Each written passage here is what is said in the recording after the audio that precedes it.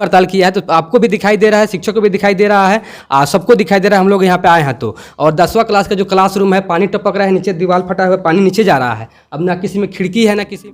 नहीं, अगर आप लिखित में दिए हैं तो आप हम लोग को पेपर दिखाइए, क्योंकि हो सकता है आप आश्वासन हम लोग को ऐसे दे रहे होंगे कि हम लोग किए हैं, लेकिन हम लोग कैसे भरोसा करें कि आप लोग दिए हैं पहले। भवन में उस कमरों की संख्या कम है, इसलिए पुस्तकालय उसमें बच्चे को ही रहने के लिए पर्याप्त नहीं है, तो पुस्तकालय की उसका अभाव है। चिंतनीय है कि शिक्षा संस्थान में मतलब कि पूरे सब्जेक्ट का यहाँ पर टीचर नहीं है। खुद प्रिंसिपल सर बता रहे हैं कि यहाँ पे पूरा टीचर नहीं है, सब साइंस सब्जेक्ट के टीचर नहीं है, इतिहास के नहीं है, और जो ज्योग्राफी और अर्थशास्त्र, संस्कृत, ये सब के टीचर नहीं है, जिसकी सूचना दी गई है विभाग को।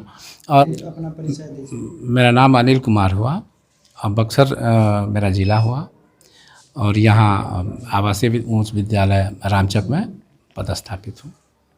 इसमें प्राइवेट शिक्षक लोग हैं, शिक्षक नहीं, अलग से व्यवस्था किए हैं पढ़ाने के लिए। प्राइवेट शिक्षक की अलग से व्यवस्था। बच्चे बता रहे थे कुछ हम लोग क्वेश्चन भी किए हैं, तो शिक्षा का लेवल बहुत लो है। क्या 9वीं 10वीं का सवाल वो लोग नहीं बता पा रहा है। एजुकेशन पर फोकस कीजिए, तभी ना वो लोग कुछ करेगा। यहाँ हॉस्टल में आने का मतलब है कि कुछ वो लोग सीख कर जाए। एक बात और जरा हम ध्यान आकर्षित करना चाहेंगे।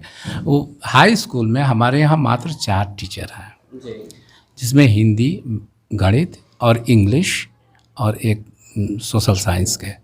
बाकी साइंस के टीचर नहीं है, इतिहास के नहीं है, और जो ज्योग्राफी और अर्थशास्त्र, संस्कृत, ये सब के टीचर नहीं है, जिसकी सूचना दी गई है विभाग को। और अगर शिक्षक यहाँ उपलब्ध रहें, आ जाए, तो काफ़ी इसमें सुधार होगा शिक्षा में। बताइए। अब मेरे जी में है, अब हमको यहाँ भी देखना, फिर कभी ऑफिस भी जाना, इधर भी देखना, तो जरूर है कि प्रभावित तो होता है। हाँ, बात बताइए, कितना चिंतनीय है कि शिक्षा संस्थान में मतलब कि पूरे सब्जेक्ट का यहाँ पर टीचर नहीं है। खुद प्रिंसिपल सर बता रहे हैं कि यहाँ पे पूरा टीचर नहीं है, सब सब्जेक्ट का। आज इनको मतलब शिक्षक मात्र 4 है, बहुत सारे शिक्षक यहाँ पे कमी है। बताइए कि अम्बेडकर हॉस्टल जो यहाँ पर अम्बेडकर आवासीय विद्यालय जो है, यहाँ पर कितनी बड़ी शिक्षा से लेकर भोजन से लेकर शौचालय से लेकर हर एक समस्या, बड़ी बड़ी समस्या है, जिस हम लोग प्रिंसिपल साहब से बात किए हैं। देखते हैं कि इनके माध्यम से कितना समाधान हो सकता है। आगे की कार्रवाई हम लोग उच्च स्तरीय करेंगे जांच के लिए। 1 to 5 में मतलब सुनिए, शिक्षक है 5, उनका बात सुनिए।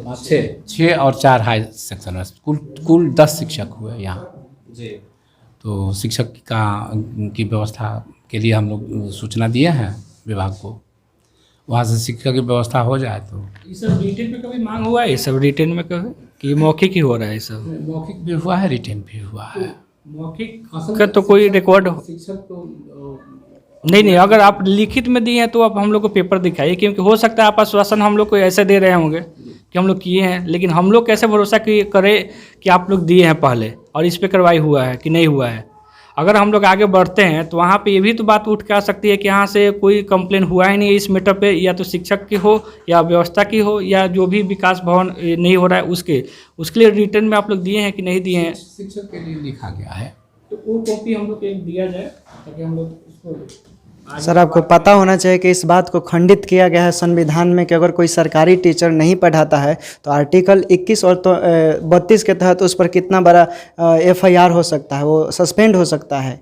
शिक्षा क्योंकि मौलिक अधिकार है, साथ हमारे पास मौलिक अधिकार है ना, आर्टिकल 12 से 35 के बीच में, उसमें से एक शिक्षा भी मौलिक अधिकार है। अगर कोई सरकारी टीचर नहीं पढ़ाता है तो उस पर FIR हो जाएगा, वो सस्पेंड हो जाएगा। ये बात पता होना चाहिए आप लोगों को। और उस पर हैबियस, उस पर पता है ना, शिक्षा पर अगर कोई वो बुरा करता है तो आर्टिकल 32 और 246 के तहत डायरेक्ट हाई कोर्ट और सुप्रीम कोर्ट जाना पड़ता है।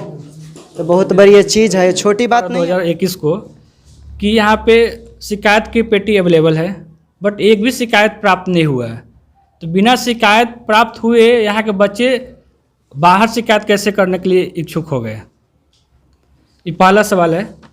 और सर, दूसरी सवाल ये है कि जो भवन की स्थिति जर्जर है, ये आप लोग कितने दिनों से लगातार सरकार को दर्शा रहे हैं या अधिकारियों को दर्शा रहे हैं, और कब से नहीं, मतलब स्टार्टिंग कब से हुआ है ये चीज़? एक मिनट सर, मेरा यहाँ आना 2019 जुलाई में हुआ जी। और 2019 जुलाई से मैं यहाँ हूँ। जी उस समय से ही ये जो हम तो प्रधानाध्यापक थे नहीं, प्रभारी दूसरे थे, तो उनके द्वारा लिखा गया है उस समय से ही। और प्रत्येक मीटिंग जो होती है उसमें इसकी चर्चा होती है कि भवन की स्थिति अच्छी नहीं है, जर्जर है। तो वहाँ से अब उच्च पदाधिकारियों को भी लिखा गया, वहाँ से उस पर कार्रवाई के लिए आते हैं सर लोग निरीक्षण में, तो उसको बताया जाता है कि स्थिति यह है भवन की, इसका समाधान किया जाए या नया भवन बनाया जाए। तो उस पर रिपेयरिंग के लिए तो रिपेयरिंग से ही होने वाला नहीं है, उसका भवन निर्माण अब जितना रिपेयरिंग के लिए है तो अपना रिपेयरिंग खुदरा छोटा मोटा उसका करा दिया जाता है। लेकिन भवन निर्माण के लिए प्रयास हमारे उच्च पदाधिकारी को कहा गया है। अब वहाँ से सीओ साहब आए थे, बीडीओ साहब, ये सीओ साहब आए थे, सीआई साहब आए थे, डीडब्ल्यूओ सर आए थे, इसकी नापी ओपी किए हैं। नापी करके अपना 3-4 दिन पहले, क्या तारीख को, हमको लगता है 3 तारीख को आए थे। नहीं इसमें नहीं, उसके पहले 3 तारीख को, 3 या 4 को आए हैं सर। और उसके बाद वो अपना नापी पे करके ले गए हैं। यहाँ भवन के लिए 2.5 एकड़ ज़मीन अभी वर्तमान में है, 5 एकड़ ज़मीन की आवश्यकता है। तो जो 5 एकड़ ज़मीन अब कहाँ से उपलब्ध होगा वो सीओ साहब अपना उसका रिपोर्ट बनाएंगे और डीडब्ल्यूओ सर, और वहाँ से फिर विभाग को जाएगा, तब इसमें भवन निर्माण शुरू होगा। कुछ ऐसी इस तरीके की सूचना है। लाइए इधर। बोल रहे हैं कि आप बता दिए कि यहाँ पे जो भवन का जो निर्माण में जो बाधा आ रहा है उसके लिए आप लड़ाई लड़ रहे हैं, ठीक है, ज़मीन का मामला है और जो मामला है आप लोग आगे प्रोसेस कर रहे हैं। लेकिन जो हमेशा बाढ़ में स्कूल डूबा रहता है, बच्चे का सारा कलम किताब कपड़ा सारा कुछ सड़ जाता है, पूरा बर्बाद हो जाता है, 6-6 महीना डूबा रहता है स्कूल, उसके लिए कोई समाधान सोचे हैं सर? उसके लिए अभी कोई समाधान तो अब वही है कि इसको ऊंचा करके अब भवन निर्माण किया जाए। जी इसके लिए पदाधिकारियों से इसकी सूचना दी गई, और कि 4 फीट पानी या पूरा डूब जाता है, इसको ऊंचा करके और तब भवन निर्माण किया जाए। एक साल और जो ये डेली रिपोर्ट में आप दिखाते हैं हमेशा कि जर्जर है, इसके लिए कोई स्पेसिफिक एप्लीकेशन दिया गया है क्या किसी पदाधिकारी को? मतलब आवेदन कभी दिए हैं इसके लिए, इस इशू के लिए स्पेशल कि यहाँ पे जर्जर स्थिति है?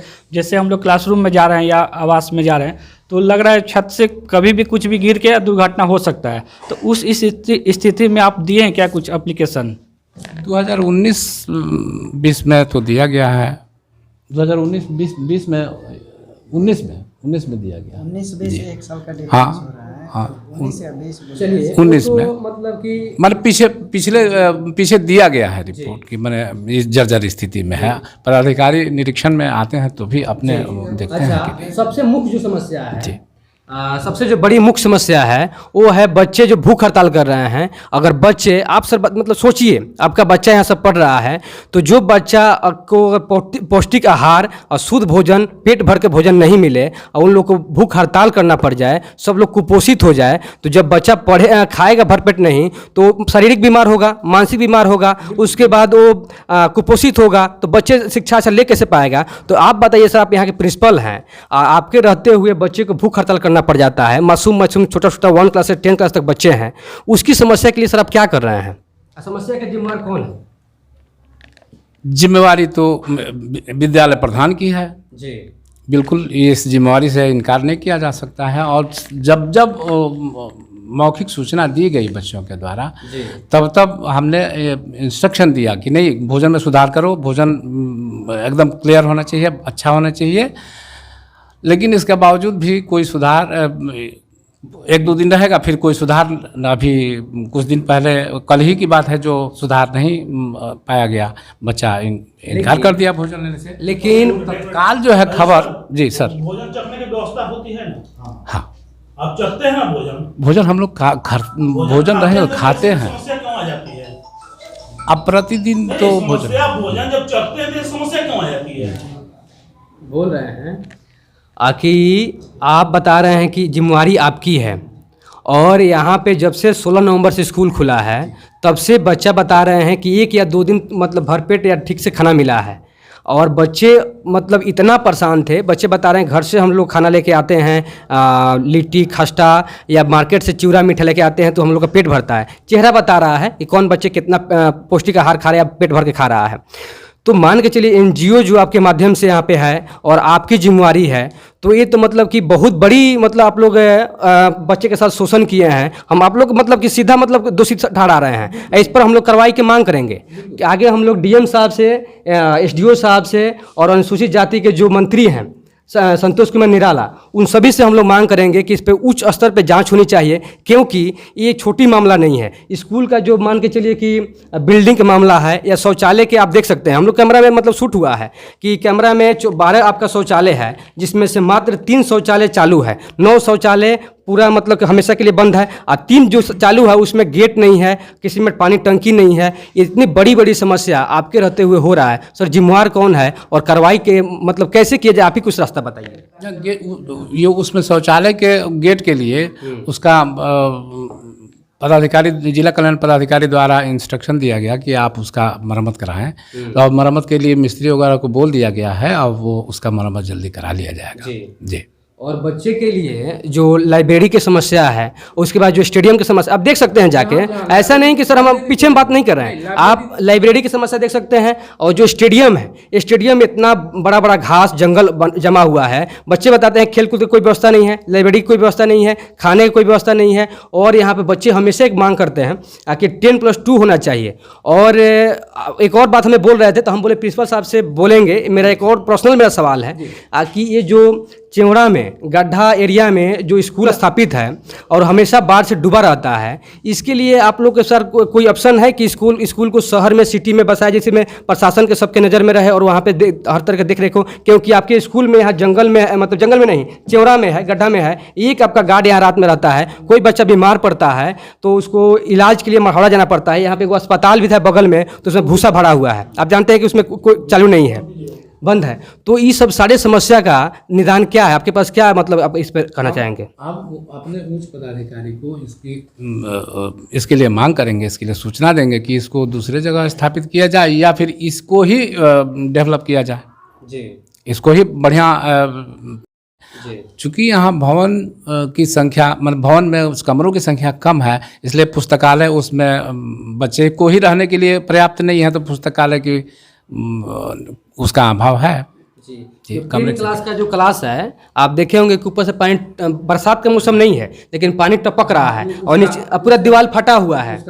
अगर टंकी को हटाने के लिए वहाँ से हटा के और दूसरे जगह, आज बच्चा आंदोलन किया है, भूख हड़ताल किया है, अपने पैसे से चिवड़ा मीठा खरीद के पानी चिवड़ा मीठा के खा रहा है और भूख हड़ताल किया है, तो आपको भी दिखाई दे रहा है, शिक्षक को भी दिखाई दे रहा है, सबको दिखाई दे रहा है। हम लोग यहाँ पे आए हैं तो, और 10वां क्लास का जो क्लासरूम है, पानी टपक रहा है, नीचे दीवार फटा हुआ, पानी नीचे जा रहा है। अब ना किसी में खिड़की है ना किसी में दरवाजा है, वो तो है पहले से ही टूटा हुआ है वो, और उसको रह गया वो टंकी वाला, तो उसको रिपेयरिंग के लिए मिस्त्री को बुलाया गया है और वो रिपेयर करा के या फिर टंकी वहाँ से डिस्प्लेस कर दिया जाएगा, वो उसका समाधान हो जाएगा। खिड़की दरवाज़ा के लिए भी हम लोग कह चुके हैं कि खिड़की दरवाज़ा उसमें लगे और उसकी भी व्यवस्था की जा रही है। तो हम लोग आश्वस्त रहें सर कि समस्या का समाधान हो जाएगा।